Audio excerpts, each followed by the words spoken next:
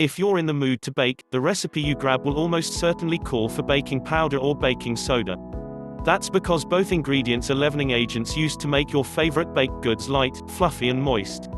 But while baking powder and baking soda are similar, they're definitely not the same. Baking soda is made from one ingredient, sodium bicarbonate. Sodium bicarbonate is a base alkaline that's activated when it comes in contact with an acid, such as buttermilk, yogurt, brown sugar or vinegar. Usually the acid is part of your recipe.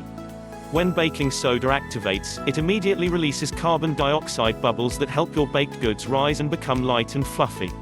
On the other hand, baking powder is a combination of baking soda, sodium bicarbonate, and two acids, often monocalcium phosphate and sodium aluminum sulfate.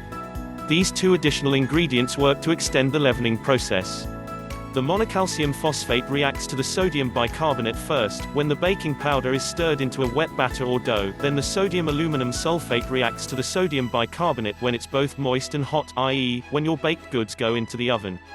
This two-stage activation process, which gives baking powder the tag double acting, means you can delay baking the batter or dough up to 20 minutes without affecting its leavening power. Recipes using baking soda, on the other hand, require immediate baking for the best results, since baking soda reacts to an acid as soon as the two are mixed. If you've only got baking soda on hand and need baking powder, no worries.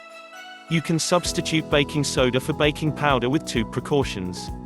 First, you need enough acidity in the mixture to activate the baking soda. A good rule is that you need 1 cup of buttermilk or 1 teaspoon of lemon juice per 1/2 teaspoon baking soda for activation. Second, you must calculate the proper amount of baking soda to use. Baking soda is 4 times stronger than baking powder, so a recipe calling for 1 teaspoon of baking powder translates to 1/4 teaspoon of baking soda.